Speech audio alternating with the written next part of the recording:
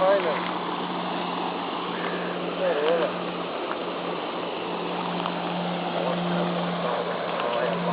Tace! Boa!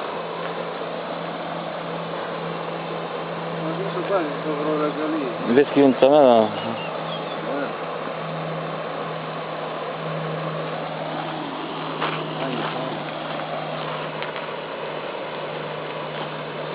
Sunt învățate cu undița asta.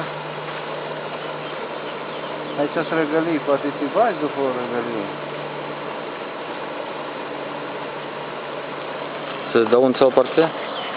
Ok. Ce ești, mă? Ce ești? Măreanu, după cum se vede. După ce ne fundul ei. Numai că mi-e frică aici că sunt cioate. Nu sunt cioate, sunt niște de-alea. E Măreanu, e Măreanu. Nu, că e așa stă cu capul. Stai măcar să vedem ce-i peste că poate să ducă. Nu. Ha? Clean, dar nu are. Coai. Dar trebuia să termine de-amă. Stai încet. Vezi că în spate e unța mea. Ops. Să se așugă. Dă-o lea cu unța mea la o parte. Deci mă te dau o gură de aer. Pune lângă asta, pune tu. Deci era bun să microfă aici. Păi ia miciocul în acest.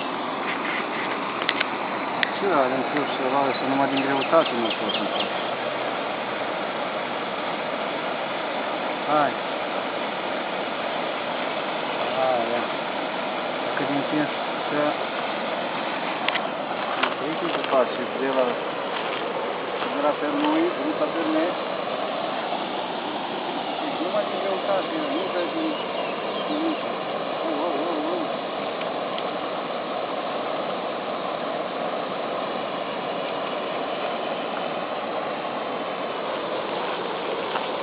Da, acum sună.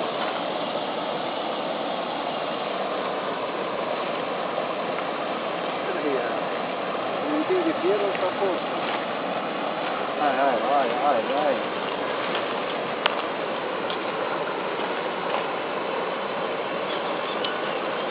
Ai scos din ciocul?